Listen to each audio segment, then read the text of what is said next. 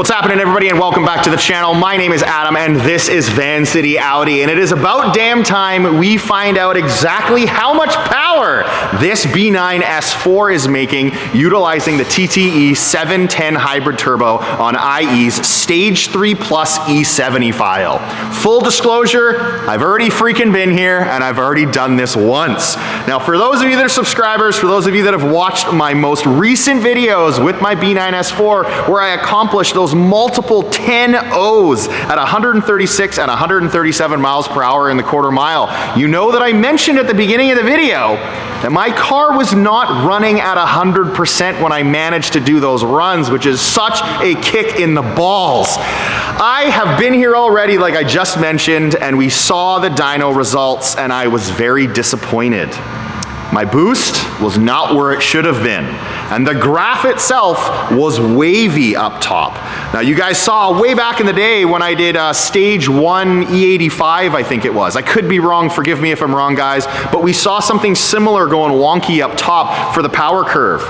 We realized that I had to turn the car on dyno mode, and that's the ECU and the engine as well as the ABS to do both things. You can get away with just using ABS and just doing that with VCDS and turning it into dyno mode, but for the sake of what I was doing for the rest of the year, I just went and did both modes anyways. And it was still causing the problem, so we knew it had nothing to do with the car the way it was set up, and it had everything to do with the freaking tune.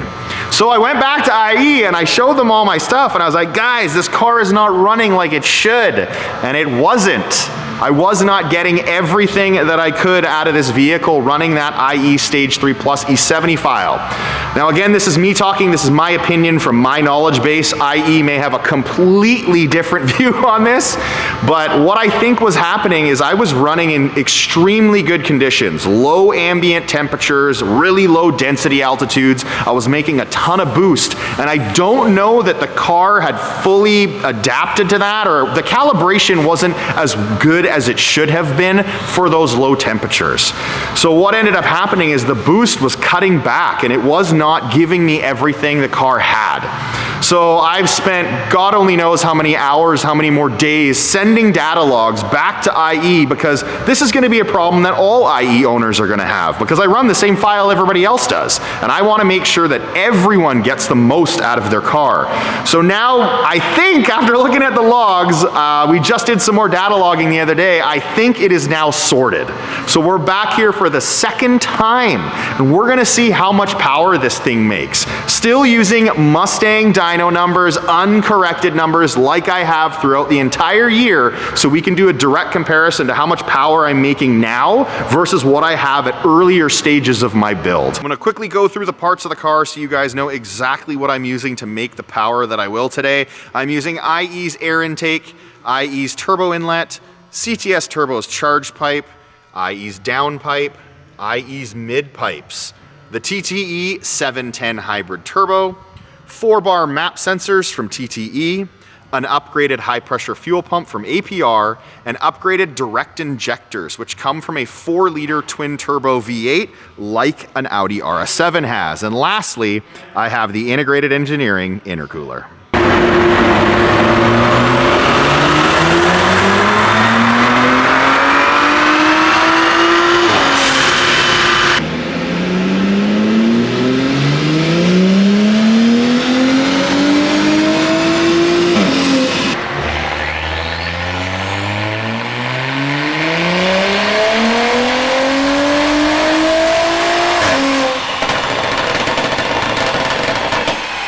Well, guys, I was wrong, straight up. I'm always easy to admit that. I was absolutely wrong. We spent all that time data logging and testing, and the logs do look cleaner, but the end result was no different than the first time I was here. Here you go, guys, the second time I was here, and still the exact same problem up top with the power going in and out and the torque going in and out. This time around, I made even less horsepower, 516 wheel horsepower, but more torque of 532 foot-pounds of torque. Really, really depressing to see that I have been racing with this tune, still managing a 10.0 at 136 and 137, but knowing the potential of what my car could do if this was sorted.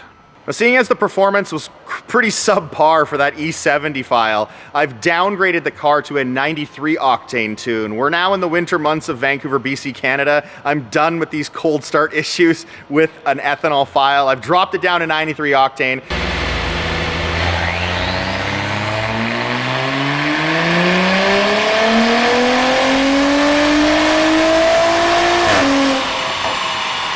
And here's a direct comparison of the E70 file versus the 93 octane file. We dropped from 516 down to 437 and from 532 to 445. Now keep in mind, this is gonna be a little off. You can see how it ends a little too soon. That's because he changed the calibration on the dyno for the wheel size. He thought he had it wrong, and in turn the graphs are slightly off. The E70 file needs to, no wait.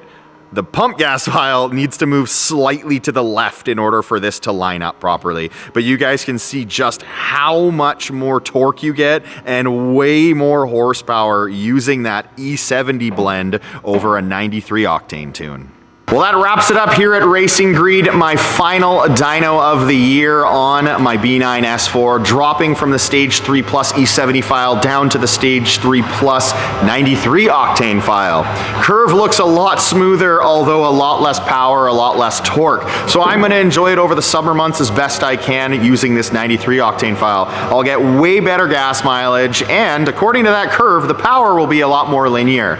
Overall though, very, very disappointing. I am always real with you guys. I am always transparent with my viewers. So thank you all of you for watching my B9 journey. It's been a slice. This year has been a bit of a letdown at the end of the season though, because I honestly expected more out of the car. Now, the record-setting car currently, still to this day, is Integrated Engineering's B9 S4. They managed a 9.80 at 140 freaking miles an hour. My car was dialed as perfectly as I possibly could as a drag setup, even though it's my daily driver. Yet, I was 3 miles an hour short, and we now know why. That calibration is not as sorted as the IE's test car is.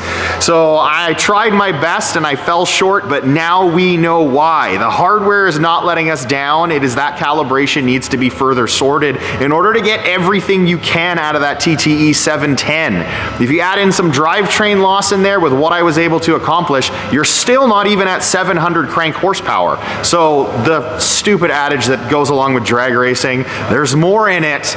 I know there is because I've seen IE do it. So it's just a matter of them getting that calibration and that tune sorted for everyone to better utilize their TTE710. I hope you guys all enjoyed this video, the final time at the dyno on my B9 S4 for 2022. Thank you all so much for watching, and until next time guys, take care.